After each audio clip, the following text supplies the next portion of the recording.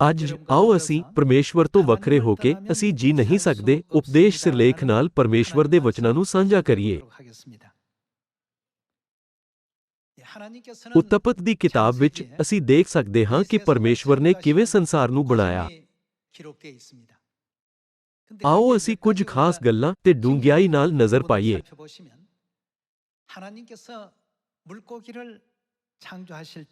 ਮੱਛੀ ਬਣਾਉਂਦੇ ਹੋਏ ਪਰਮੇਸ਼ਵਰ ਨੇ ਕਿਸ ਵੱਲ ਦੇਖਿਆ? ਪਰਮੇਸ਼ਵਰ ਨੇ ਕਿਹਾ, ਪਾਣੀ ਢੇਰ ਸਾਰੇ ਜਿਉਂਦੇ ਪ੍ਰਾਣੀਆਂ ਨਾਲ ਭਰ ਜਾਣ। ਸ਼ੁਰੂਆਤ ਵਿੱਚ ਜਦੋਂ ਪਰਮੇਸ਼ਵਰ ਨੇ ਮੱਛੀਆਂ ਨੂੰ ਬਣਾਇਆ ਤਾਂ ਉਹਨਾਂ ਨੇ ਇਹ ਵਚਨ ਪਾਣੀ ਨੂੰ ਬੋਲੇ। ਜਦੋਂ ਉਹਨਾਂ ਨੇ ਰੁੱਖ ਬਣਾਏ ਤਾਂ ਕੀ ਹੋਇਆ? ਉਹਨਾਂ ਨੇ ਕਿੱਥੇ ਦੇਖਿਆ? ਉਹਨਾਂ ਨੇ ਜ਼ਮੀਨ ਨਾਲ ਗੱਲ ਕੀਤੀ। ਧਰਤੀ ਉੱਤੇ ਫਲਦਾਰ ਰੁੱਖ ਲੱਗਣ।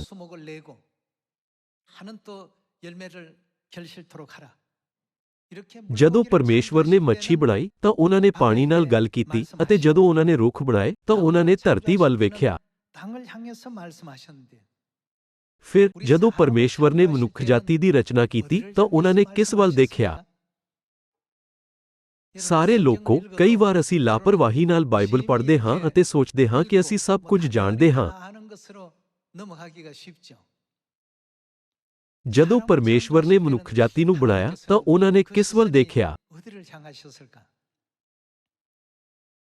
ਐਲੋਹੀਮ ਪਰਮੇਸ਼ਵਰ ਨੇ ਇੱਕ ਦੂਜੇ ਵੱਲ ਦੇਖਿਆ ਅਤੇ ਉਹਨਾਂ ਨੇ ਕਿਹਾ, ਅਸੀਂ ਆਦਮੀ ਨੂੰ ਆਪਣੇ ਸਰੂਪ ਉੱਤੇ ਯਾਰ ਆਪਣੇ ਵਰਗਾ ਬਣਾਈਏ, ਹੈ ਨਾ?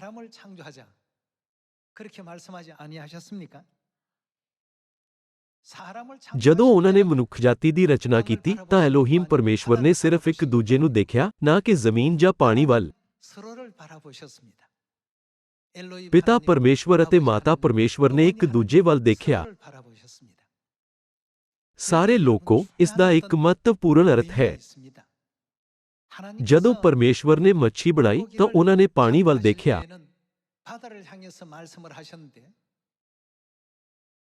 ਜੇਕਰ ਕੋਈ ਮੱਛੀ ਪਾਣੀ ਨੂੰ ਛੱਡ ਦੇਵੇ ਤਾਂ ਨਤੀਜਾ ਕੀ ਹੋਵੇਗਾ? ਮੱਛੀ ਮਰ ਜਾਵੇਗੀ। ਪਰਮੇਸ਼ਵਰ ਨੇ ਉਹਨਾਂ ਸਥਾਨਾਂ ਤੇ ਜਿੱਥੇ ਉਹਨਾਂ ਨੇ ਦੇਖਿਆ ਸੀ, ਜੀਵਾਂ ਲਈ ਅਨੁਕੂਲ ਵਾਤਾਵਰਣ ਬਣਾਇਆ। ਇੱਕ ਰੁੱਖ ਦਾ ਕੀ ਹੋਵੇਗਾ ਜੇਕਰ ਉਸ ਨੂੰ ਪੁੱਟ ਦਿੱਤਾ ਜਾਵੇ ਅਤੇ ਉਹ ਜ਼ਮੀਨ ਤੋਂ ਵੱਖ ਹੋਵੇ?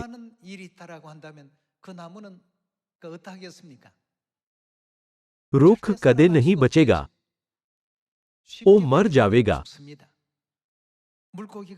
ਮੱਛੀ ਜਦੋਂ ਪਾਣੀ ਤੋਂ ਵੱਖਰੀ ਹੁੰਦੀ ਹੈ ਤਾਂ ਮਰ ਜਾਂਦੀ ਹੈ ਅਤੇ ਰੁੱਖ ਧਰਤੀ ਤੋਂ ਵੱਖਰਾ ਹੋ ਕੇ ਮਰ ਜਾਂਦਾ ਹੈ। ਜੇ ਅਸੀਂ ਇਸ ਸਵਾਲ ਬਾਰੇ ਸੋਚਦੇ ਹਾਂ, ਪਰਮੇਸ਼ਵਰ ਨੇ ਕਿਸ ਵੱਲ ਦੇਖਿਆ ਅਤੇ ਉਹਨਾਂ ਨੇ ਕੀ ਕਿਹਾ, ਤਾਂ ਅਸੀਂ ਸਮਝ ਸਕਦੇ ਹਾਂ ਕਿ ਮਨੁੱਖ ਜਾਤੀ ਦੀ ਸਿਰਜਣਾ ਕਰਦੇ ਸਮੇਂ ਐਲੋਹੀਮ ਪਰਮੇਸ਼ਵਰ ਨੇ ਇੱਕ ਦੂਜੇ ਵੱਲ ਦੇਖਿਆ।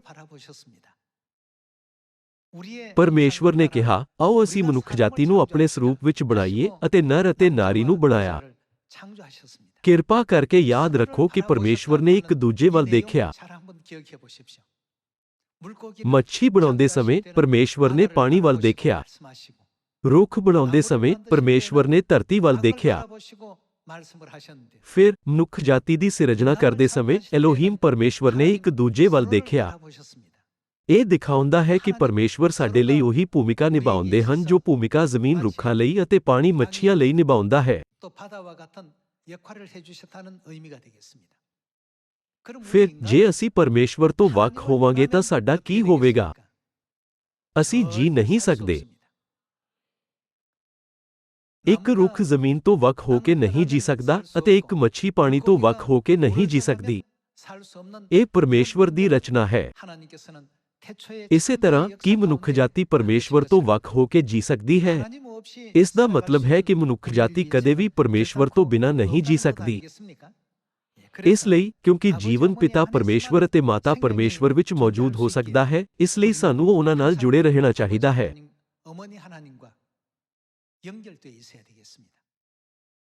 ਸਾਰੇ ਲੋਕੋ, ਕਿਰਪਾ ਕਰਕੇ ਅੱਜ ਉਤਪਤ ਵਿੱਚ ਸ੍ਰਿਸ਼ਟੀ ਦਾ ਇਤਿਹਾਸ ਪੜ੍ਹੋ।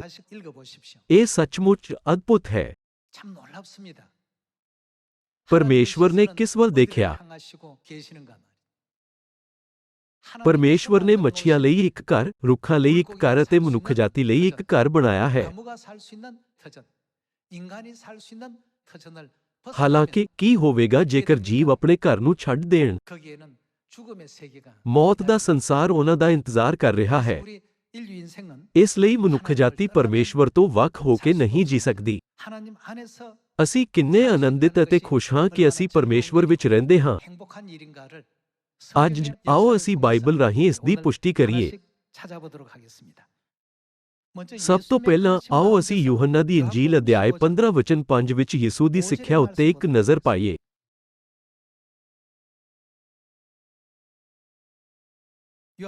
ਯੂਹੰਨਾ ਅਧਿਆਇ 15 ਵਚਨ 5 ਅੰਗੂਰ ਦੀ ਬੇਲ ਮੈਂ ਹਾਂ, ਤੁਸੀਂ ਟਹਿਣੀਆਂ ਹੋ। ਜੋ ਮੇਰੇ ਵਿੱਚ ਰਹਿੰਦਾ ਹੈ ਅਤੇ ਮੈਂ ਉਸ ਵਿੱਚ ਸੋਈ ਬਹੁਤਾ ਫਲ ਦਿੰਦਾ ਹੈ, ਕਿਉਂ ਜੋ ਮੈਥੋਂ ਵੱਖਰੇ ਹੋ ਕੇ ਜਦੋਂ ਅਸੀਂ ਪਰਮੇਸ਼ਵਰ ਤੋਂ ਵੱਖਰੇ ਹੁੰਦੇ ਹਾਂ ਤਾਂ ਸਾਡੇ ਨਾਲ ਕੀ ਹੁੰਦਾ ਹੈ? ਤੁਸੀਂ ਕੁਝ ਨਹੀਂ ਕਰ ਸਕਦੇ।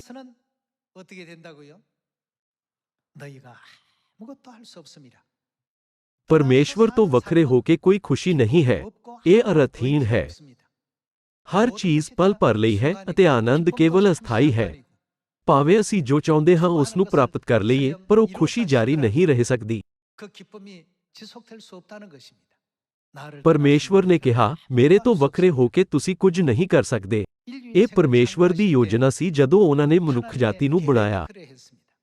ਪਰਮੇਸ਼ਵਰ ਨੇ ਮਨੁੱਖ ਜਾਤੀ ਨੂੰ ਅਜਿਹੇ ਜੀਵ ਦੇ ਰੂਪ ਵਿੱਚ ਬਣਾਇਆ ਹੈ ਜੋ ਉਹਨਾਂ ਤੋਂ ਵੱਖ ਹੋ ਕੇ ਨਹੀਂ ਜੀ ਸਕਦੇ। ਫਿਰ ਵੀ ਲੋਕ ਅਗਿਆਨਤਾ ਨਾਲ ਦਾਅਵਾ ਕਰਦੇ ਹਨ, ਕੋਈ ਪਰਮੇਸ਼ਵਰ ਨਹੀਂ ਹੈ, ਜਾਂ ਇਹ ਕਹਿੰਦੇ ਹੋਏ ਆਪਣੇ ਬਾਰੇ ਸ਼ੇਖੀ ਮਾਰਦੇ ਹਨ, ਪਰਮੇਸ਼ਵਰ ਉੱਤੇ ਵਿਸ਼ਵਾਸ ਕਰਨ ਦੀ ਬਜਾਏ ਮੇਰੀ ਤਾਕਤ ਉੱਤੇ ਵਿਸ਼ਵਾਸ ਕਰੋ। ਜਦੋਂ ਅਜਿਹੇ ਲੋਕ ਬਿਮਾਰ ਪੈਂਦੇ ਹਨ ਤਾਂ ਉਹ ਸੋਚਦੇ ਹਨ ਕਿ ਮੈਂ ਮਰ ਜਾਵਾਂਗਾ, ਮਰਨ ਤੇ ਮੈਂ ਕਿੱਥੇ ਜਾਵਾਂਗਾ। ਜੀਵਨ ਅਰਥਹੀਣ ਹੈ। ਦਰਅਸਲ ਅਸੀਂ ਖਾਲੀ ਹੱਥ ਆਉਂਦੇ ਹਾਂ ਅਤੇ ਖਾਲੀ ਹੱਥ ਚਲੇ ਜਾਂਦੇ ਹਾਂ। ਉਹਨਾਂ ਨੂੰ ਆਪਣੇ ਵਿਚਾਰਾਂ ਦੀ ਮੂਰਖਤਾ ਦਾ ਅਹਿਸਾਸ ਹੁੰਦਾ ਹੈ। ਪਰਮੇਸ਼ਵਰ ਤੋਂ ਵੱਖਰੇ ਹੋ ਕੇ ਕੋਈ ਉਮੀਦ, ਖੁਸ਼ੀ ਜਾਂ ਮੌਜੂਦਗੀ ਵਿੱਚ ਹੋਣ ਦਾ ਕਾਰਨ ਨਹੀਂ ਹੈ। ਯਿਸੂ ਨੇ ਕਿਹਾ, ਮੇਰੇ ਤੋਂ ਵੱਖਰੇ ਹੋ ਕੇ ਤੁਸੀਂ ਕੁਝ ਨਹੀਂ ਕਰ ਸਕਦੇ। ਆਖਰਕਾਰ ਯਿਸੂ ਨੂੰ ਛੱਡਣ ਦਾ ਮਤਲਬ ਹੈ ਪਰਮੇਸ਼ਵਰ ਨੂੰ ਛੱਡਣਾ, ਅਤੇ ਪਰਮੇਸ਼ਵਰ ਨੂੰ ਛੱਡਣਾ ਮੱਛੀ ਦਾ ਪਾਣੀ ਤੋਂ ਵੱਖਰਾ ਹੋਣ ਵਾਂਗ ਹੈ। ਪਿਤਾ ਪਰਮੇਸ਼ਵਰ ਅਤੇ ਮਾਤਾ ਪਰਮੇਸ਼ਵਰ ਵਿੱਚ ਹੋਣਾ ਕਿੰਨਾ ਆਨੰਦਦਾਇਕ ਅਤੇ ਪ੍ਰਸੰਨਤਾ ਹੈ। ਅਸੀਂ ਆਪਣੇ ਰੋਜ਼ਾਨਾ ਜੀਵਨ ਵਿੱਚ ਅਕਸਰ ਇਸ ਨੂੰ ਭੁੱਲ ਜਾਂਦੇ ਹਾਂ।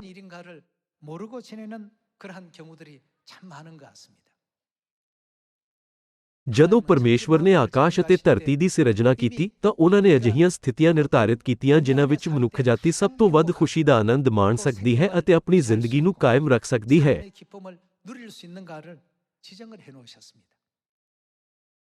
ਆਓ ਅਸੀਂ ਪੁਸ਼ਟੀ ਕਰੀਏ ਕਿ ਪਰਮੇਸ਼ਵਰ ਨਾਲ ਰਹਿ ਕੇ ਮਨੁੱਖ ਜਾਤੀ ਖੁਸ਼ ਹੋ ਸਕਦੀ ਹੈ ਅਤੇ ਧੰਨਵਾਦ ਨਾਲ ਭਰਪੂਰ ਜੀਵਨ ਜੀ ਸਕਦੀ ਹੈ।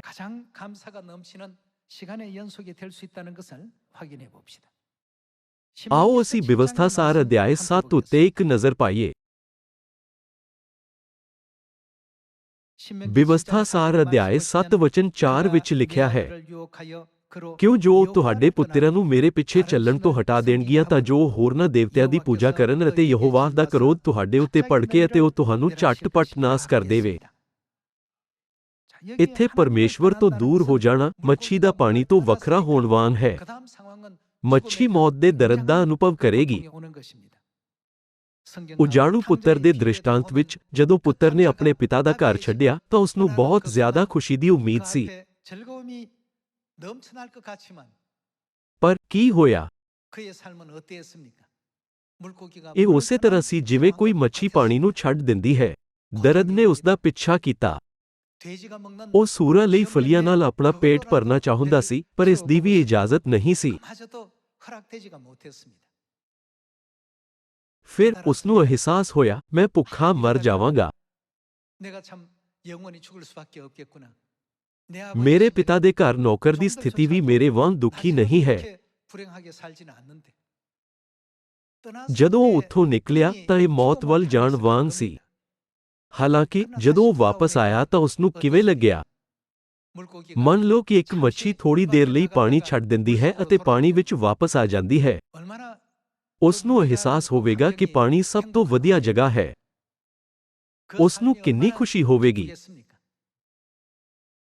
ਸਾਰੇ ਲੋਕੋ, ਜਦੋਂ ਅਸੀਂ ਦੁਨੀਆ ਨੂੰ ਬਣਾਉਣ ਵਾਲੇ ਪਰਮੇਸ਼ਵਰ ਦੀ ਇੱਛਾ ਨੂੰ ਦੇਖਦੇ ਹਾਂ ਤਾਂ ਅਸੀਂ ਸਮਝ ਸਕਦੇ ਹਾਂ ਕਿ ਕਿਸ ਤਰ੍ਹਾਂ ਦਾ ਜੀਵਨ ਸਾਨੂੰ ਸਭ ਤੋਂ ਵੱਧ ਖੁਸ਼ੀ ਦਿੰਦਾ ਹੈ ਨਾ? ਇਸ ਲਈ ਬਿਵਸਥਾ ਸਾਰ ਅਧਿਆਇ 7 ਵਚਨ 4 ਵਿੱਚ ਲਿਖਿਆ ਹੈ, ਜਿਹੜਾ ਪਰਮੇਸ਼ਵਰ ਤੋਂ ਦੂਰ ਹੋ ਜਾਂਦਾ ਹੈ ਉਹ ਅੰਤ ਵਿੱਚ ਤਬਾਹ ਹੋ ਜਾਵੇਗਾ। ਆਓ ਅਸੀਂ ਇੱਕ ਉਦਾਹਰਣ ਦੇ ਰੂਪ ਵਿੱਚ ਨਿਆਇਆਂ ਦੀ ਪੋਥੀ ਅਧਿਆਇ 16 ਉੱਤੇ ਇੱਕ ਨਜ਼ਰ ਪਾਈਏ। ਨਿਆਇਆਂ ਦੀ ਪੋਥੀ ਅਧਿਆਇ 16 ਵਿੱਚ ਸਮਸੂਨ ਅਤੇ ਦਲੀਲਾਹ ਦੀ ਕਹਾਣੀ ਦਰਜ ਕੀਤੀ ਗਈ ਹੈ।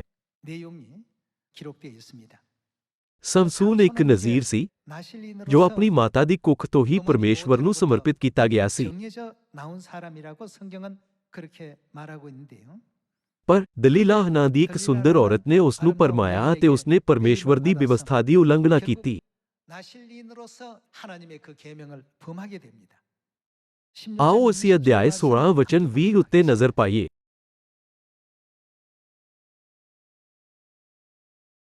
ਤਾਂ ਉਹ ਬੋਲੀ, ਹੇ ਸਮਸੂਨ, ਫਿਲਿਸਤੀ ਤੇਰੇ ਉੱਤੇ ਚੜ੍ਹ ਆਏ ਹਨ। ਫਿਲਿਸਤੀਆਂ ਨੇ ਇਹ ਕਹਿ ਕੇ ਦਲੀਲਾਹ ਨਾਲ ਇੱਕ ਯੋਜਨਾ ਬਣਾਈ, ਕਿਰਪਾ ਕਰਕੇ ਸਾਨੂੰ ਸਮਸੂਨ ਦੀ ਤਾਕਤ ਦਾ ਸੋਮਾ ਦੱਸੋ, ਅਸੀਂ ਤੈਨੂੰ ਬਹੁਤ ਸਾਰੀ ਚਾਂਦੀ ਦੇਵਾਂਗੇ। ਸੌਖੇ ਸ਼ਬਦਾਂ ਵਿੱਚ ਕਹੀਏ ਤਾਂ ਉਸਨੇ ਪੈਸੇ ਪ੍ਰਾਪਤ ਕੀਤੇ ਅਤੇ ਸਮਸੂਨ ਤੋਂ ਉਸਦੀ ਸ਼ਕਤੀ ਦੇ ਸਰੋਤ ਬਾਰੇ ਪੁੱਛਿਆ।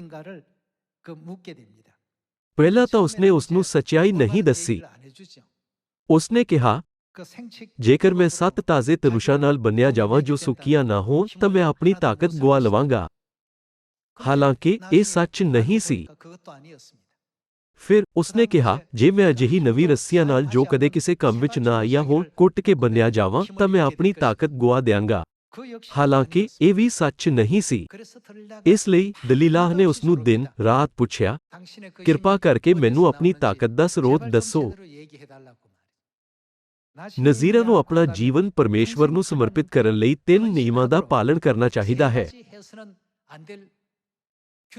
ਪਰਮੇਸ਼ਵਰ ਨੇ ਨਜ਼ੀਰਾਂ ਨੂੰ ਨਿਯਮ ਦਿੱਤਾ।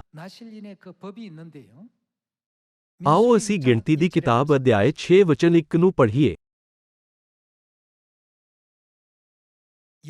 ਯਹੋਵਾ ਮੂਸਾ ਨੂੰ ਬੋਲਿਆ, ਇਸਰਾਏਲੀਆਂ ਨਾਲ ਗੱਲ ਕਰ ਅਤੇ ਉਹਨਾਂ ਨੂੰ ਆਖ ਕੇ ਜਦ ਕੋਈ ਪੁਰਸ਼ ਜਾਂ ਇਸਤਰੀ ਨਜ਼ੀਰ ਦੀ ਖਾਸ ਸੁਖਣਾ ਸੁਖੇ ਅਰਥਾਤ ਯਹੋਵਾ ਲਈ ਆਪਣੇ ਆਪ ਨੂੰ ਅਰਪਣ ਕਰੇ ਤਾਂ ਮਦ ਤੋਂ ਅਰ ਸ਼ਰਾਬ ਤੋਂ ਆਪਣੇ ਆਪ ਨੂੰ ਅੱਡ ਰੱਖੇ।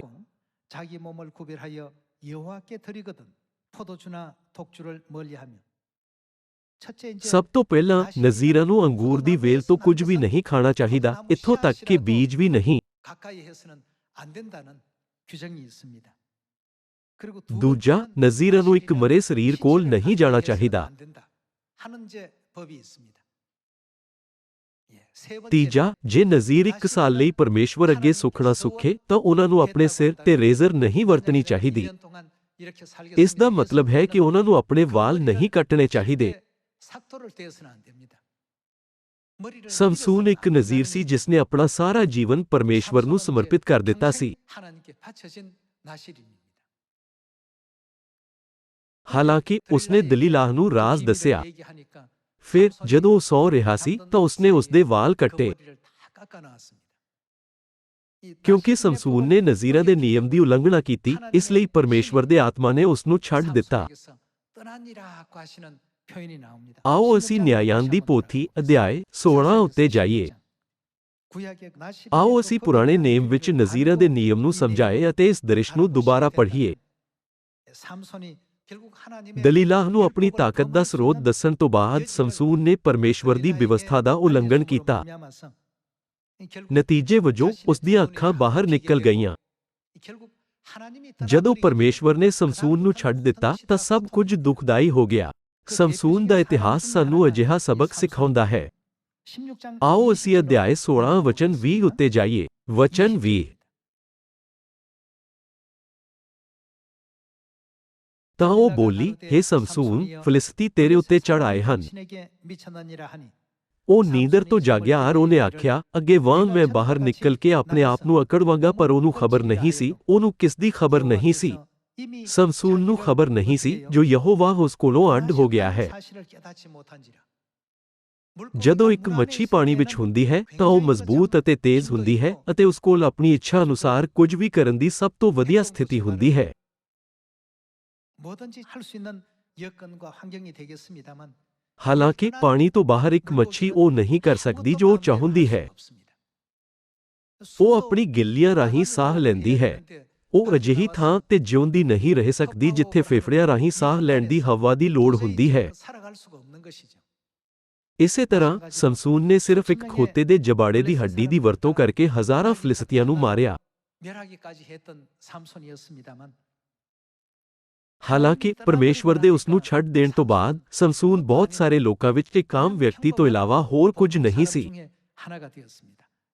ਵਚਨ 21 ਤਦ ਫਿਲਿਸਤੀਆਂ ਨੇ ਉਹਨੂੰ ਫੜਿਆ ਅਤੇ ਉਹਦੀਆਂ ਅੱਖੀਆਂ ਕੱਢ ਸੁੱਟੀਆਂ ਅਤੇ ਉਹਨੂੰ ਅਜਾਹ ਵਿੱਚ ਲਾਹ ਲਿਆਏ ਅਤੇ ਪਿੱਤਲ ਦੀ ਬੇੜੀ ਨਾਲ ਉਹਨੂੰ ਬੰਨ੍ਹਿਆ ਅਤੇ ਉਹ ਕੈਦਖਾਨੇ ਵਿੱਚ ਚੱਕੀ ਪੀਂਦਾ ਹੁੰਦਾ ਸੀ।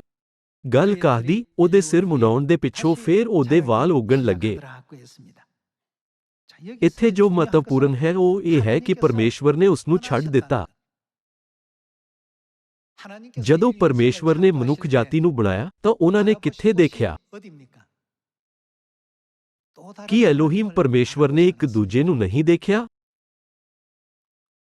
ਜਦੋਂ ਪਰਮੇਸ਼ਵਰ ਨੇ ਮੱਛੀ ਬਣਾਈ ਤਾਂ ਉਹਨਾਂ ਨੇ ਪਾਣੀ ਵੱਲ ਦੇਖਿਆ। ਜਦੋਂ ਉਹਨਾਂ ਨੇ ਰੁੱਖ ਬਣਾਏ ਤਾਂ ਉਹਨਾਂ ਨੇ ਧਰਤੀ ਵੱਲ ਦੇਖਿਆ। ਇੱਕ ਰੁੱਖ ਲਈ ਸਭ ਤੋਂ ਖੁਸ਼ਹਾਲ ਪਲ ਉਹ ਹੁੰਦਾ ਹੈ ਜਦੋਂ ਉਸ ਦੀਆਂ ਜੜ੍ਹਾਂ ਜ਼ਮੀਨ ਵਿੱਚ ਹੁੰਦੀਆਂ ਹਨ। ਪੁੱਟਿਆ ਹੋਇਆ ਰੁੱਖ ਦਰਦ ਵਿੱਚ ਹੁੰਦਾ ਹੈ।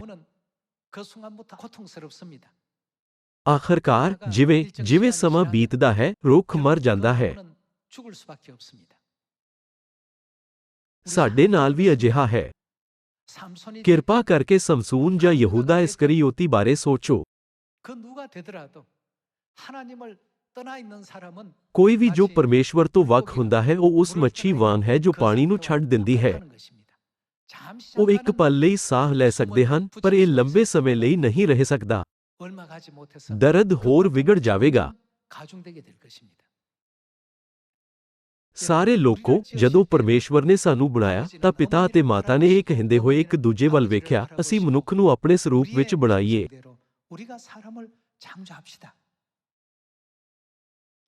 ਕਿਉਂਕਿ ਐਲੋਹੀਮ ਪਰਮੇਸ਼ਵਰ ਨੇ ਇੱਕ ਦੂਜੇ ਨੂੰ ਦੇਖਿਆ ਤਾਂ ਸਾਡੇ ਲਈ ਸਭ ਤੋਂ ਵਧੀਆ ਵਾਤਾਵਰਣ ਕੀ ਹੈ? ਉਹ ਪਰਮੇਸ਼ਵਰ ਹੈ। ਮਨੁੱਖ ਜਾਤੀ ਦੀ ਸਿਰਜਣਾ ਕਰਦੇ ਸਮੇਂ ਐਲੋਹੀਮ ਪਰਮੇਸ਼ਵਰ ਨੇ ਇੱਕ ਦੂਜੇ ਵੱਲ ਦੇਖਿਆ।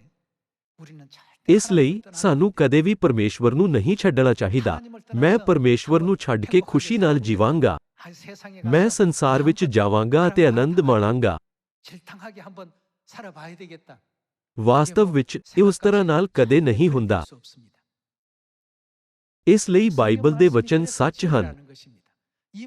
ਕਿਉਂਕਿ ਇਹਨਾਂ ਵਚਨਾਂ ਅਨੁਸਾਰ ਸਾਰੀਆਂ ਚੀਜ਼ਾਂ ਪੂਰੀਆਂ ਹੋਣਗੀਆਂ, ਇਸ ਲਈ ਸਾਨੂੰ ਹਮੇਸ਼ਾ ਪਰਮੇਸ਼ਵਰ ਵਿੱਚ ਆਨੰਦਿਤ ਹੋਣਾ ਚਾਹੀਦਾ ਹੈ ਅਤੇ ਪਰਮੇਸ਼ਵਰ ਨੂੰ ਧੰਨਵਾਦ ਕਰਨਾ ਚਾਹੀਦਾ ਹੈ।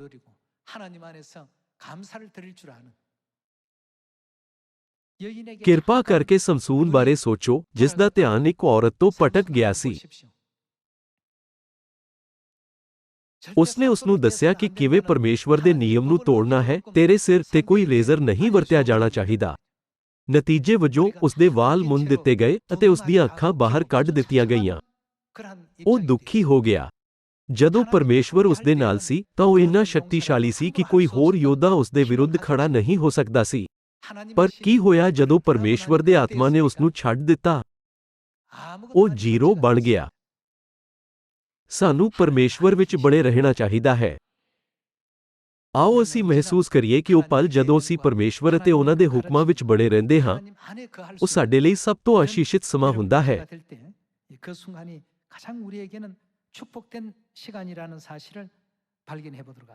ਆਓ ਅਸੀਂ ਇੱਕ ਸਮੂਏਲ ਅਧਿਆਇ 16 ਵਚਨ 1 ਉੱਤੇ ਨਜ਼ਰ ਪਾਈਏ।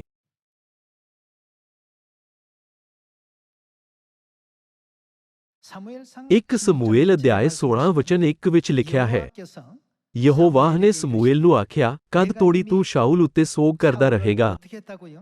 ਪਰਮੇਸ਼ਵਰ ਨੇ ਕੀ ਕੀਤਾ? ਪਰਮੇਸ਼ਵਰ ਨੇ ਸ਼ਾਊਲ ਨੂੰ ਰੱਦ ਕਰ ਦਿੱਤਾ। ਕੀ ਇਸ ਦਾ ਮਤਲਬ ਇਹ ਨਹੀਂ ਹੈ ਕਿ ਪਰਮੇਸ਼ਵਰ ਨੇ ਉਸ ਨੂੰ ਛੱਡ ਦਿੱਤਾ ਹੈ? ਸ਼ਾਊਲ ਦਾ ਪਰਮੇਸ਼ਵਰ ਨਾਲ ਰਿਸ਼ਤਾ ਟੁੱਟ ਗਿਆ ਸੀ। ਕਦ ਤੋੜੀ ਤੂੰ ਸ਼ਾਊਲ ਉੱਤੇ ਸੋਗ ਕਰਦਾ ਰਹੇਗਾ ਭਾਵੇਂ ਮੈਂ ਉਹਨੂੰ ਇਸਰਾਇਲ ਦੇ ਰਾਜ ਉੱਤੇ ਰੱਦਿਆ?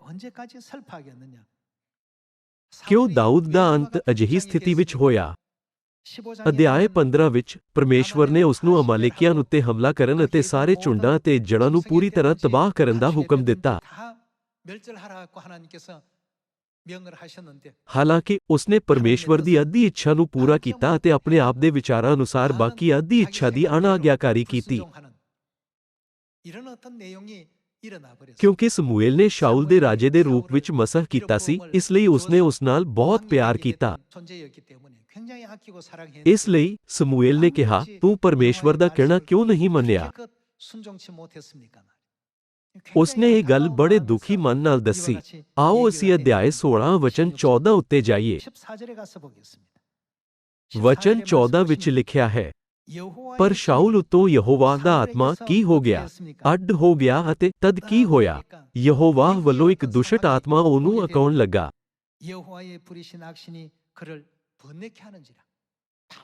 ਹਰ ਰਾਤ ਉਹ ਦੁਸ਼ਟ ਆਤਮਾਵਾਂ ਦੁਆਰਾ ਸਤਾਇਆ ਜਾਂਦਾ ਸੀ ਅਤੇ ਆਪਣੇ ਮਨ ਨੂੰ ਕਾਬੂ ਨਹੀਂ ਕਰ ਸਕਦਾ ਸੀ। ਦਾਊਦ ਦੁਆਰਾ ਗੋਲਿਅਤ ਨੂੰ ਮਾਰਨ ਤੋਂ ਬਾਅਦ ਇਸਰਾਇਲੀ ਫੌਜ ਨੇ ਜਿੱਤ ਦੇ ਜੈਕਾਰੇ ਗਾਉਂਦੇ ਹੋਏ ਯਰੂਸ਼ਲਮ ਵਿੱਚ ਪ੍ਰਵੇਸ਼ ਕੀਤਾ। ਫਿਰ ਬਹੁਤ ਸਾਰੀਆਂ ਔਰਤਾਂ ਨੇ ਗਾਇਆ, ਸ਼ਾਊਲ ਨੇ ਹਜ਼ਾਰਾਂ ਨੂੰ ਅਤੇ ਦਾਊਦ ਨੇ ਲੱਖਾਂ ਨੂੰ ਮਾਰਿਆ ਹੈ।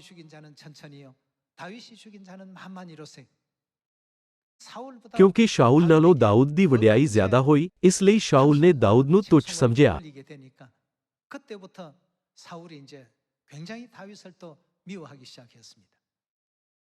ਜਦੋਂ ਸ਼ਾਊਲ ਦੇ ਅੰਦਰ ਦੁਸ਼ਟ ਆਤਮਾ ਆਈ ਤਾਂ ਉਸਨੇ ਦਾਊਦ ਨੂੰ ਮਾਰਨ ਲਈ ਇੱਕ ਬਰਛੀ ਸੁੱਟੀ। ਅਸੀਂ ਇੱਕ ਸਮੂਏਲ ਦੀ ਕਿਤਾਬ ਵਿੱਚ ਸ਼ਾਊਲ ਦੇ ਅਸਾਧਾਰਨ ਜੀਵਨ ਨੂੰ ਦੇਖ ਸਕਦੇ ਹਾਂ।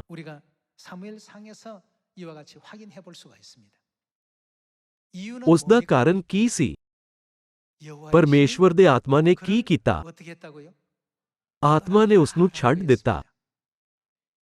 ਇਹ ਉਹੀ ਸਥਿਤੀ ਹੈ ਜਿੱਥੇ ਮੱਛੀ ਪਾਣੀ ਛੱਡ ਦਿੰਦੀ ਹੈ।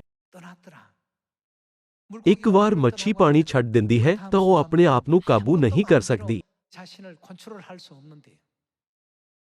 ਸ਼ਾਊਲ ਪਰਮੇਸ਼ਵਰ ਪ੍ਰਤੀ ਵਫਾਦਾਰ ਸੀ। ਹਾਲਾਂਕਿ ਲੰਬੇ ਸਮੇਂ ਤੱਕ ਇੱਕ ਰਾਜੇ ਵਜੋਂ ਰਹਿਣ ਤੋਂ ਬਾਅਦ ਉਹ ਹੰਕਾਰੀ ਹੋ ਗਿਆ। ਪਰਮੇਸ਼ਵਰ ਦੇ ਹੁਕਮ ਮੰਨਣ ਦੀ ਬਜਾਏ ਉਸਨੇ ਲੋਕਾਂ ਦੀ ਇੱਕ ਬਹਾਨੇ ਦੇ ਰੂਪ ਵਿੱਚ ਵਰਤੋਂ ਕੀਤੀ ਅਤੇ ਆਪਣੇ ਖੁਦ ਦੇ ਵਿਚਾਰਾਂ ਦਾ ਪਾਲਣਾ ਕੀਤਾ। ਉਸਨੇ ਅੰਸ਼ਕ ਤੌਰ ਤੇ ਪਰਮੇਸ਼ਵਰ ਦੀ ਆਗਿਆ ਮੰਨੀ ਅਤੇ ਅੰਸ਼ਕ ਤੌਰ ਤੇ ਆਪਣੇ ਵਿਚਾਰਾਂ ਤੇ ਭਰੋਸਾ ਕੀਤਾ।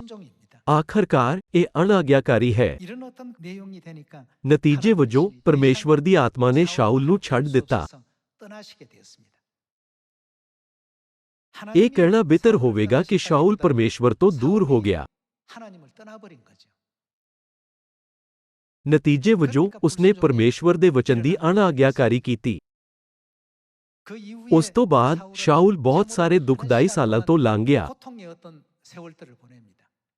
ਉਸਨੇ ਦਾਊਦ ਦੇ ਕਾਰਨ ਮਾਨਸਿਕ ਪੀੜਾ, ਈਰਖਾ ਦੀ ਪੀੜਾ ਅਤੇ ਨੀਚਤਾ ਦਾ ਸਾਹਮਣਾ ਕੀਤਾ ਅਤੇ ਦੁਸ਼ਟ ਆਤਮਾਵਾਂ ਦੁਆਰਾ ਸਤਾਇਆ ਗਿਆ। ਅਖੀਰ ਵਿੱਚ ਅਧਿਆਇ 31 ਵਿੱਚ ਉਹ ਫਿਲਿਸਤੀਆਂ ਦੇ ਵਿਰੁੱਧ ਲੜਾਈ ਵਿੱਚ ਆਪਣੇ ਪੁੱਤਰਾਂ ਨਾਲ ਮਰ ਗਿਆ। ਆਓ ਅਸੀਂ ਇੱਕ ਸਮੂਏਲ ਅਧਿਆਇ 31 ਉੱਤੇ ਜਾਈਏ। ਅਧਿਆਇ 31 ਵਚਨ 1।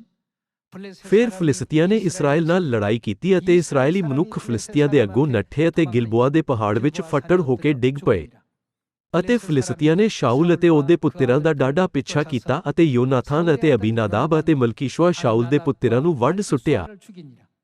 ਅਤੇ ਸ਼ਾਊਲ ਉੱਤੇ ਵੱਡੀ ਲੜਾਈ ਵੱਧ ਗਈ ਅਤੇ ਤੀਰਅੰਦਾਜ਼ਾਂ ਨੇ ਉਹਨੂੰ ਲੱਭਾ ਅਤੇ ਤੀਰਅੰਦਾਜ਼ਾਂ ਦੇ ਹੱਥੋਂ ਉਹ ਵੱਡਾ ਫੱਟਿਆ ਗਿਆ। ਤਦ ਸ਼ਾਊਲ ਨੇ ਆਪਣੇ ਸ਼ਸਤਰ ਚੁੱਕਣ ਵਾਲੇ ਨੂੰ ਆਖਿਆ, ਆਪਣੀ ਤਲਵਾਰ ਤੂੰ ਕੇ ਉਹਦੇ ਨਾਲ ਮੈਨੂੰ ਵਿੰਨ, ਅਜਿਹਾ ਨਾ ਹੋਵੇ ਜੋ ਇਹ ਅਸੁੰਤੀ ਆਉਣ ਅਤੇ ਮੈਨੂੰ ਵਿੰਨਣ ਅਤੇ ਮੇਰੇ ਨਾਲ ਮਖੌਲ ਕਰਨ। ਪਰ ਇਹ ਗੱਲ ਉਹਦੇ ਸ਼ਸਤਰ ਚੁੱਕਣ ਵਾਲੇ ਨੇ ਨਾ ਮੰਨੀ, ਕਿਉਂ ਜੋ ਬਹੁਤ ਘਾਬਰ ਗਿਆ। ਤਦ ਸ਼ਾਊਲ ਤਲਵਾਰ ਫੜ ਕੇ ਉਹਦੇ ਉੱਤੇ ਡਿੱਗ ਪਿਆ ਅਤੇ ਜਾਂ ਉਹਦੇ ਸ਼ਸਤਰ ਚੁੱਕਣ ਵਾਲੇ ਨੇ ਡਿੱਠਾ ਜੋ ਸ਼ਾਊਲ ਮਰ ਗਿਆ ਹੈ ਤਾਂ ਉਹ ਵੀ ਆਪਣੀ ਤਲਵਾਰ ਉੱਤੇ ਡਿੱਗ ਪਿਆ ਅਤੇ ਉਹਦੇ ਨਾਲ ਹੀ ਮਰ ਗਿਆ। ਇਸਰਾਏਲ ਦੇ ਪਹਿਲੇ ਰਾਜੇ ਦੇ ਰੂਪ ਵਿੱਚ ਉਸਨੇ ਸ਼ਾਨਦਾਰ ਕੰਮ ਕੀਤਾ ਸੀ, ਪਰ ਉਸਨੇ ਪਰਮੇਸ਼ਵਰ ਦੇ ਵਚਨ ਦੀ ਉਲੰਘਣਾ ਕੀਤੀ ਅਤੇ ਆਪਣੇ ਆਪ ਨੂੰ ਉੱਚਾ ਕੀਤਾ। ਸਾਰੇ ਲੋਕ ਅਤੇ ਸਾਰੇ ਫੌਜੀ ਕਮਾਂਡਰਾਂ ਨੇ ਉਸਦੇ ਹੁਕਮਾਂ ਦੀ ਪਾਲਣਾ ਕੀਤੀ। ਫਿਰ ਉਹ ਪਰਮੇਸ਼ਵਰ ਬਾਰੇ ਭੁੱਲ ਗਿਆ ਅਤੇ ਉਸਨੇ ਆਪਣੇ ਵਿਚਾਰਾਂ ਨੂੰ ਅੱਗੇ ਰੱਖਿਆ। ਸਾਰੇ ਲੋਕੋ, ਕਿਰਪਾ ਕਰਕੇ ਯਾਦ ਰੱਖੋ ਕਿ ਅਜਿਹੇ ਪਲਾਂ ਵਿੱਚ ਪਰਮੇਸ਼ਵਰ ਨੇ ਸ਼ਾਊਲ ਨੂੰ ਛੱਡ ਦਿੱਤਾ। ਪਰਮੇਸ਼ਵਰ ਨਾਲ ਉਸਦਾ ਰਿਸ਼ਤਾ ਆਪਣੇ ਆਪ ਹੀ ਟੁੱਟ ਗਿਆ ਸੀ, ਕਿਉਂਕਿ ਸ਼ਾਊਲ ਨੇ ਪਰਮੇਸ਼ਵਰ ਨੂੰ ਛੱਡ ਦਿੱਤਾ ਸੀ। ਇਹ ਮੱਛੀ ਅਤੇ ਪਾਣੀ ਵਿਚਕਾਰ ਅਤੇ ਰੁੱਖਾਂ ਅਤੇ ਧਰਤੀ ਵਿਚਕਾਰ ਰਿਸ਼ਤਾ ਟੁੱਟਣ ਵਾਂਗ ਹੈ। ਪਰਮੇਸ਼ਵਰ ਦੇ ਉਸ ਨੂੰ ਛੱਡ ਦੇਣ ਤੋਂ ਬਾਅਦ ਉਸਦਾ ਜੀਵਨ ਸੁਚਾਰੂ ਢੰਗ ਨਾਲ ਨਹੀਂ ਚੱਲਿਆ। ਅੰਤ ਵਿੱਚ ਉਹ ਅਤੇ ਉਸਦੇ ਪੁੱਤਰ ਵੀ ਯੁੱਧ ਵਿੱਚ ਮਾਰੇ ਗਏ ਅਤੇ ਇਸਰਾਏਲੀ ਹਾਰ ਗਏ।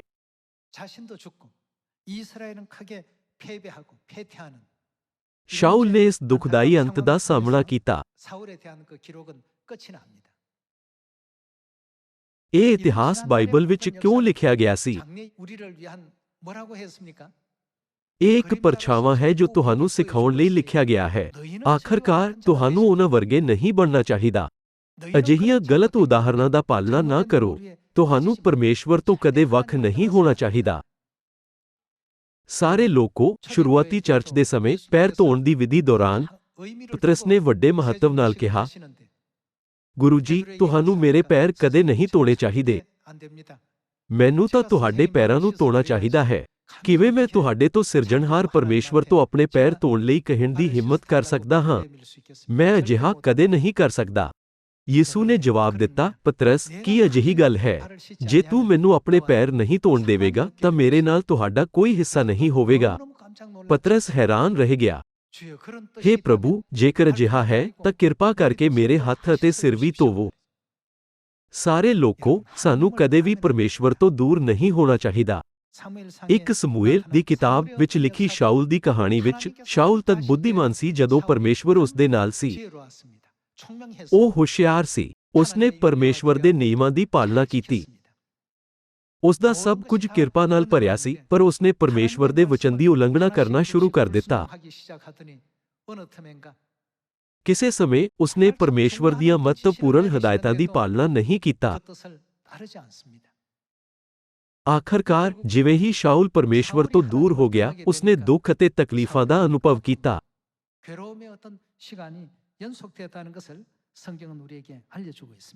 ਕਿਉਂਕਿ ਜ਼ਮੀਨ ਤੇ ਹਿਰਨ, ਖਿੜਦੇ ਫੁੱਲ ਅਤੇ ਚਮਕਦਾਰ ਤਾਰੇ ਹਨ, ਇਸ ਲਈ ਮੱਛੀਆਂ ਇਹ ਸੋਚਦੇ ਹੋਏ ਪਾਣੀ ਤੋਂ ਬਾਹਰ ਨਿਕਲ ਜਾਂਦੀਆਂ ਹਨ, ਆਓ ਜ਼ਮੀਨ ਤੇ ਚੱਲੀਏ।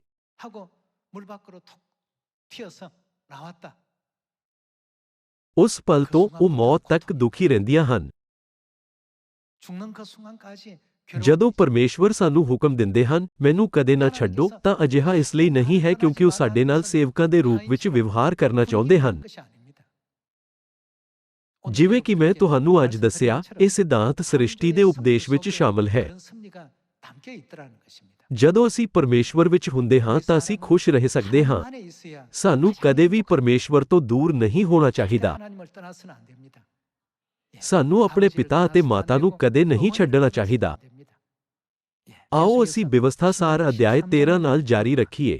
ਅਧਿਆਇ 13 ਵਚਨ 1 ਵਿੱਚ ਇਹ ਕਹਿੰਦਾ ਹੈ, ਜੇ ਤੁਹਾਡੇ ਵਿੱਚੋਂ ਕੋਈ ਨਬੀ ਅਥਵਾ ਸੁਪਨਾ ਵੇਖਣ ਵਾਲਾ ਉੱਠੇ ਅਤੇ ਉਹ ਤੁਹਾਨੂੰ ਕੋਈ ਨਿਸ਼ਾਨ ਅਥਵਾ ਅਚਰਜ ਕੰਮ ਵਿਖਾਵੇ, ਅਤੇ ਉਹ ਨਿਸ਼ਾਨ ਅਥਵਾ ਅਚਰਜ ਕੰਮ ਪੂਰਾ ਹੋ ਜਾਵੇ ਜਿਹਦੇ ਵਿਖੇ ਉਹ ਤੁਹਾਨੂੰ ਬੋਲਿਆ ਕਿ ਅਸੀਂ ਦੂਜੇ ਦੇਵਤਿਆਂ ਦੇ ਪਿੱਛੇ ਚੱਲੀਏ ਜਿਨ੍ਹਾਂ ਨੂੰ ਤੁਸੀਂ ਨਹੀਂ ਜਾਣਦੇ ਸੀ ਅਤੇ ਉਹਨਾਂ ਦੀ ਪੂਜਾ ਕਰੀਏ, ਤਾਂ ਤੁਸੀਂ ਉਸ ਨਬੀ ਅਥਵਾ ਸੁਪਨਾ ਵੇਖਣ ਵਾਲੇ ਦੀਆਂ ਗੱਲਾਂ ਨੂੰ ਨਾ ਸੁਣਿਓ, ਕਿਉਂ ਜੋ ਯਹੋਵਾ ਤੁਹਾਡਾ ਪਰਮੇਸ਼ੁਰ ਤੁਹਾਨੂੰ ਪਰਖਦਾ ਹੈ ਕਿ ਉਹ ਜਾਣੇ ਭਈ ਤੁਸੀਂ ਯਹੋਵਾ ਆਪਣੇ ਪਰਮੇਸ਼ੁਰ ਨੂੰ ਆਪਣੇ ਸਾਰੇ ਮਨ ਅਤੇ ਆਪਣੀ ਸਾਰੀ ਜਾਨ ਨਾਲ ਪ੍ਰੇਮ ਕਰਦੇ ਹੋ।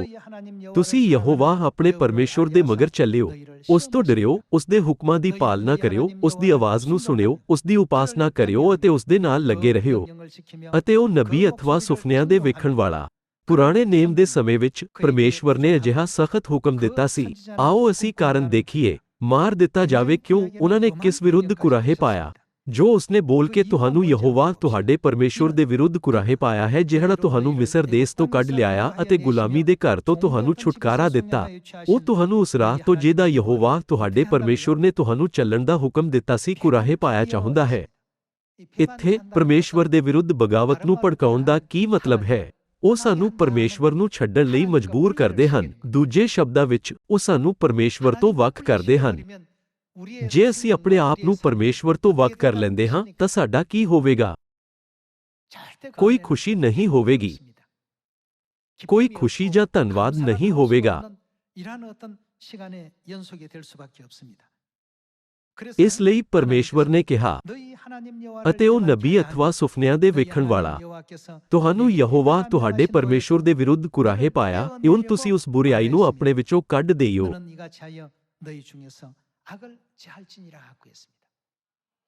ਦੂਜਿਆਂ ਨੂੰ ਪਰਮੇਸ਼ਵਰ ਤੋਂ ਦੂਰ ਕਰਨਾ ਬਹੁਤ ਵੱਡਾ ਪਾਪ ਹੈ।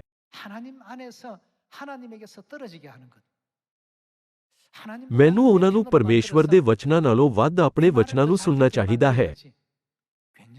ਇਹ ਇੱਕ ਖਤਰਨਾਕ ਵਿਚਾਰ ਹੈ। ਜੇ ਅਸੀਂ ਸੀਯੋਨ ਵਿੱਚ ਆਪਣੇ ਭੈਣਾਂ ਭਰਾਵਾਂ ਨਾਲ ਪਿਆਰ ਕਰਦੇ ਹਾਂ ਤਾਂ ਸਾਨੂੰ ਉਹਨਾਂ ਨੂੰ ਕਿੱਥੇ ਰਹਿਣ ਦੇਣਾ ਚਾਹੀਦਾ ਹੈ? ਸਾਡੇ ਲਈ ਸਭ ਤੋਂ ਵਧੀਆ ਥਾਂ ਕਿੱਥੇ ਹੈ? ਮੰਨ ਲਓ ਕਿ ਤੁਹਾਡੇ ਕੋਲ ਤੁਹਾਡੀ ਪਿਆਰੀ ਮੱਛੀ ਹੈ। ਭਾਵੇਂ ਤੁਸੀਂ ਪਾਣੀ ਤੋਂ ਬਾਹਰ ਉਹਨਾਂ ਨਾਲ ਖੇਡਣਾ ਚਾਹੁੰਦੇ ਹੋ, ਪਰ ਕੀ ਤੁਸੀਂ ਉਹਨਾਂ ਨੂੰ ਬਾਹਰ ਕੱਢੋਗੇ? ਜੇ ਤੁਸੀਂ ਉਹਨਾਂ ਨੂੰ ਪਿਆਰ ਕਰਦੇ ਹੋ ਤਾਂ ਤੁਹਾਨੂੰ ਉਹਨਾਂ ਨੂੰ ਪਾਣੀ ਵਿੱਚ ਰਹਿਣ ਦੇਣਾ ਚਾਹੀਦਾ ਹੈ। ਇਸੇ ਤਰ੍ਹਾਂ ਸਾਨੂੰ ਸੀਯੋਨ ਵਿੱਚ ਆਪਣੇ ਸਾਰੇ ਸਵਰਗੀ ਪਰਿਵਾਰ ਮੈਂਬਰਾਂ ਨੂੰ ਪਰਮੇਸ਼ਵਰ ਵੱਲ ਵੇਖਣ ਦੇਣਾ ਚਾਹੀਦਾ ਹੈ। ਜੇ ਪਰਮੇਸ਼ਵਰ ਅਤੇ ਉਹਨਾਂ ਦੇ ਰਿਸ਼ਤੇ ਵਿੱਚ ਥੋੜਾ ਜਿਹਾ ਵੀ ਫਾਸਲਾ ਹੈ ਅਤੇ ਉਹ ਪਰਮੇਸ਼ਵਰ ਦੀ ਬਜਾਏ ਲੋਕਾਂ ਉੱਤੇ ਭਰੋਸਾ ਕਰਨ ਜਾਂ ਉਹਨਾਂ ਦੀ ਪਾਲਣਾ ਕਰਨ ਲੱਗਦੇ ਹਨ ਤਾਂ ਬਹੁਤ ਵੱਡੀ ਬਦਕਿਸਮਤੀ ਹੋਵੇਗੀ।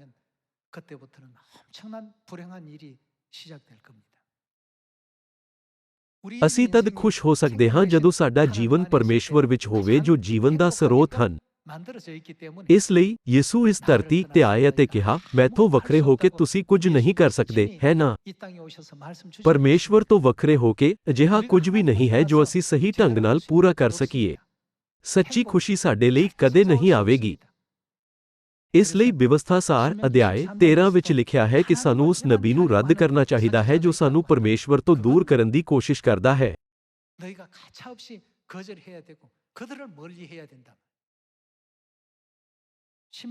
ਬਾਈਬਲ ਇੱਥੋਂ ਤੱਕ ਕਹਿੰਦੀ ਹੈ ਉਸ ਨਬੀ ਜਾਂ ਸੁਪਨੇ ਲੈਣ ਵਾਲੇ ਨੂੰ ਮਾਰਿਆ ਜਾਣਾ ਚਾਹੀਦਾ ਹੈ। ਇਹ ਸ਼ਬਦ ਕਿੰਨੇ ਗੰਭੀਰ ਹਨ। ਮੱਤੀ ਦੀ ਇੰਜੀਲ ਦੇ ਅਧਿਆਇ 7 ਵਿੱਚ ਯਿਸੂ ਨੇ ਉਹਨਾਂ ਲੋਕਾਂ ਬਾਰੇ ਕੀ ਕਿਹਾ ਜੋ ਕੁਤਰਮ ਕਰਦੇ ਹਨ? ਮੈਂ ਤੁਹਾਨੂੰ ਕਦੇ ਨਹੀਂ ਜਾਣਦਾ ਸੀ। ਹੇ ਬੁਰਿਆਰੋ, ਮੇਰੇ ਕੋਲੋਂ ਚੱਲੇ ਜਾਓ। ਯਿਸੂ ਕੋਲ ਚੱਲੇ ਜਾਣ ਦਾ ਕੀ ਮਤਲਬ ਹੈ? ਇਸ ਦਾ ਅਰਥ ਹੈ ਤੁਹਾਡੇ ਕੋਲ ਸਦੀਪਕ ਜੀਵਨ ਜਾਂ ਪਾਪਾਂ ਦੀ ਮਾਫੀ ਨਹੀਂ ਹੋ ਸਕਦੀ। ਤੁਹਾਨੂੰ ਸਦੀਪਕ ਦੁੱਖ ਦਾ ਸਾਹਮਣਾ ਕਰਨਾ ਪਵੇਗਾ। ਹੇ ਬੁਰਿਆਰੋ, ਮੇਰੇ ਕੋਲੋਂ ਚੱਲ ਜਾਓ। ਸਾਰੇ ਲੋਕੋ, ਯਿਸੂ ਦੇ ਵਚਨ ਮੇਰੇ ਕੋਲੋਂ ਚੱਲੇ ਜਾਓ ਬਾਰੇ ਸੋਚੋ। ਸਾਨੂੰ ਇਸ ਤੋਂ ਡਰਨਾ ਚਾਹੀਦਾ ਹੈ ਜਿਵੇਂ ਪਤਰਸ ਡਰਿਆ ਸੀ, ਪਰ ਜੋ ਅਪਣਤ ਹਨ ਉਹ ਉਸ ਨੂੰ ਆਸਾਨੀ ਨਾਲ ਛੱਡ ਦਿੰਦੇ ਹਨ। ਇਹ ਸੱਚਮੁੱਚ ਮੂਰਖਤਾ ਹੈ। ਸਾਨੂੰ ਕਦੇ ਵੀ ਪਰਮੇਸ਼ਵਰ ਤੋਂ ਮੂੰਹ ਨਹੀਂ ਮੋੜਨਾ ਚਾਹੀਦਾ। ਮਨੁੱਖੀ ਜੀਵਨ ਵਿੱਚ ਸਭ ਤੋਂ ਖੁਸ਼ਹਾਲ ਪਲ ਉਹ ਹੁੰਦੇ ਹਨ ਜਦੋਂ ਅਸੀਂ ਪਰਮੇਸ਼ਵਰ ਵਿੱਚ ਹੁੰਦੇ ਹਾਂ। ਕੁਝ ਮੈਂਬਰ ਦੁਨਿਆਵੀ ਕੰਮਾਂ ਕਰਕੇ ਚਰਚ ਛੱਡ ਜਾਂਦੇ ਹਨ ਅਤੇ ਬਾਅਦ ਵਿੱਚ ਵਾਪਸ ਆਉਂਦੇ ਹਨ। ਉਹਨਾਂ ਨੇ ਆ ਕੇ ਕਿਹਾ, ਮੈਨੂੰ ਅਹਿਸਾਸ ਹੋਇਆ ਕਿ ਜਦੋਂ ਮੈਂ ਪਿਤਾ ਅਤੇ ਮਾਤਾ ਦੀ ਅਗਵਾਈ ਹੇਠ ਸੀਯੋਨ ਵਿੱਚ ਸੀ ਤਾਂ ਮੈਂ ਬਹੁਤ ਖੁਸ਼ ਸੀ।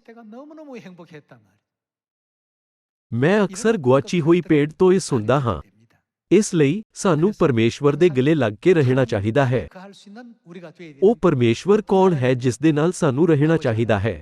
ਆਓ ਅਸੀਂ ਪਿਤਾ ਪਰਮੇਸ਼ਵਰ ਅਤੇ ਮਾਤਾ ਪਰਮੇਸ਼ਵਰ ਵਿੱਚ ਵਾਸ ਕਰੀਏ। ਆਓ ਪ੍ਰਕਾਸ਼ ਦੀ ਪੋਥੀ ਅਧਿਆਇ 22 ਵਚਨ 17 ਪੜ੍ਹੀਏ। ਆਤਮਾ ਅਤੇ ਲਾੜੀ ਆਖਦੀ ਹੈ, ਆਓ। ਜਿਹੜਾ ਸੁਣਦਾ ਹੋਵੇ ਉਹ ਕਹੇ ਆਓ, ਅਤੇ ਜਿਹੜਾ ਤਿਹਾਇਆ ਹੋਵੇ ਉਹ ਆਵੇ। ਜਿਹੜਾ ਚਾਹੇ ਅੰਮ੍ਰਿਤ ਜਲ ਮੁਖਤ ਲਵੇ। ਉਤਪਤ 1 ਵਿੱਚ ਮਨੁੱਖ ਜਾਤੀ ਦੀ ਸਿਰਜਣਾ ਕਰਦੇ ਸਮੇਂ ਐਲੋਹੀਮ ਪਰਮੇਸ਼ਵਰ ਨੇ ਇੱਕ ਦੂਜੇ ਵੱਲ ਦੇਖਿਆ ਅਤੇ ਕਿਹਾ, ਆਓ ਅਸੀਂ ਆਪਣੇ ਸਰੂਪ ਵਿੱਚ ਮਨੁੱਖ ਜਾਤੀ ਬਣਾਈਏ। ਉਹਨਾਂ ਨੇ ਸਾਡੇ ਲਈ ਕੁਦਰਤੀ ਵਾਤਾਵਰਣ ਦੇ ਰੂਪ ਵਿੱਚ ਭੂਮਿਕਾ ਨਿਭਾਈ। ਜਿਸ ਤਰ੍ਹਾਂ ਪਰਮੇਸ਼ਵਰ ਨੇ ਸਮੁੰਦਰ ਨੂੰ ਮੱਛੀਆਂ ਲਈ ਅਤੇ ਧਰਤੀ ਨੂੰ ਰੁੱਖਾਂ ਲਈ ਕੁਦਰਤੀ ਵਾਤਾਵਰਣ ਦੇ ਰੂਪ ਵਿੱਚ ਦਿੱਤਾ, ਉਸੇ ਤਰ੍ਹਾਂ ਪਰਮੇਸ਼ਵਰ ਨੇ ਸਾਡੇ ਮਨੁੱਖੀ ਜੀਵਨ ਲਈ ਪਰਮੇਸ਼ਵਰ ਨਾਮਕ ਇੱਕ ਕੁਦਰਤੀ ਵਾਤਾਵਰਣ ਦਿੱਤਾ ਹੈ। ਤਾਂ ਪ੍ਰਕਾਸ਼ ਦੀ ਪੋਥੀ 22 ਵਚਨ 17 ਕੀ ਕਹਿੰਦਾ ਹੈ? ਇਹ ਲਿਖਿਆ ਹੈ ਕਿ ਸਾਰੀ ਮਨੁੱਖ ਜਾਤੀ ਨੂੰ ਆਤਮਾ ਅਤੇ ਲਾੜੀ ਕੋਲ ਆਉਣਾ ਚਾਹੀਦਾ ਹੈ।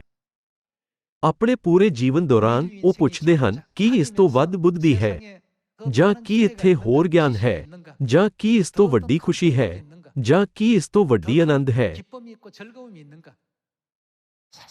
ਕੋਈ ਫਰਕ ਨਹੀਂ ਪੈਂਦਾ ਕਿ ਉਹ ਹਰ ਚੀਜ਼ ਦੀ ਚੰਗੀ ਤਰ੍ਹਾਂ ਜਾਂਚ ਕਰਦੇ ਹਨ ਕਿ ਅਸਲ ਵਿੱਚ ਕਿਸੇ ਚੀਜ਼ ਦੀ ਤੁਲਨਾ ਪਰਮੇਸ਼ਵਰ ਦੇ ਆਨੰਦ ਨਾਲ ਕੀਤੀ ਜਾ ਸਕਦੀ ਹੈ।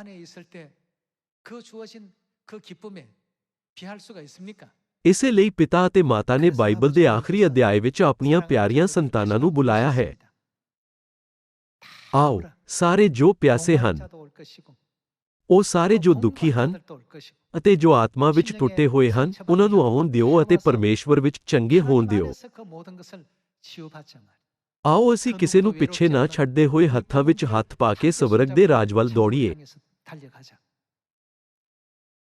ਸਾਨੂੰ ਇਹ ਸ਼ਬਦ ਕਿਸਨੇ ਦਿੱਤਾ? ਪਰਮੇਸ਼ਵਰ ਨੇ। ਪਰਮੇਸ਼ਵਰ ਮਨੁੱਖ ਜਾਤੀ ਦੇ ਬੁਨਿਆਦੀ ਸਿੱਟੇ ਨੂੰ ਕੱਢਦੇ ਹਨ। ਇਸ ਤੋਂ ਇਲਾਵਾ ਉਪਦੇਸ਼ਕ ਦੀ ਪੋਥੀ ਵਿੱਚ ਸੁਲੇਮਾਨ ਨੇ ਕੀ ਕਿਹਾ? ਸਭ ਕੁਝ ਅਰਥਹੀਣ ਹੈ, ਪਰ ਪਰਮੇਸ਼ਵਰ ਦਾ ਡਰ ਮੰਨਣਾ ਮਨੁੱਖ ਜਾਤੀ ਦਾ ਸਭ ਤੋਂ ਮਹੱਤਵਪੂਰਨ ਫਰਜ਼ ਹੈ। ਸਾਰੇ ਲੋਕੋ, ਇਸ ਨੂੰ ਅਹਿਸਾਸ ਕਰਨਾ ਸਾਡੇ ਜੀਵਨ ਵਿੱਚ ਇੱਕ ਮਹੱਤਵਪੂਰਨ ਅਰਥ ਹੈ। ਕੁਝ ਮੈਂਬਰ ਸੋਚ ਸਕਦੇ ਹਨ ਕਿ ਇਹ ਸਪਸ਼ਟ ਨਹੀਂ ਹੈ ਕਿ ਅਸੀਂ ਪਰਮੇਸ਼ਵਰ ਤੋਂ ਬਿਨਾਂ ਨਹੀਂ ਰਹਿ ਸਕਦੇ। ਫਿਰ ਵੀ ਆਓ ਅੱਜ ਅਸੀਂ ਬਾਈਬਲ ਰਾਹੀਂ ਇਸ ਸਿੱਖਿਆ ਨੂੰ ਆਪਣੇ ਦਿਲਾਂ ਵਿੱਚ ਡੂੰਘਾਈ ਨਾਲ ਉਕਰੀਏ, ਇਹ ਆਸ ਕਰਦੇ ਹੋਏ ਕਿ ਇਸ ਆਸ਼ੀਸ਼ਿਤ ਸਬਤ ਦੇ ਦਿਨ ਤੇ ਪਰਮੇਸ਼ਵਰ ਵਿੱਚ ਖੁਸ਼ੀ ਅਤੇ ਉਸਤਤ ਦੀਆਂ ਆਵਾਜ਼ਾਂ ਕਦੇ ਨਹੀਂ ਰੁਕਣਗੀਆਂ। ਮੈਂ ਇਸ ਉਪਦੇਸ਼ ਨੂੰ ਸਮਾਪਤ ਕਰਨਾ ਚਾਹਾਂਗਾ। ਤੁਹਾਡਾ ਬਹੁਤ ਬਹੁਤ ਧੰਨਵਾਦ।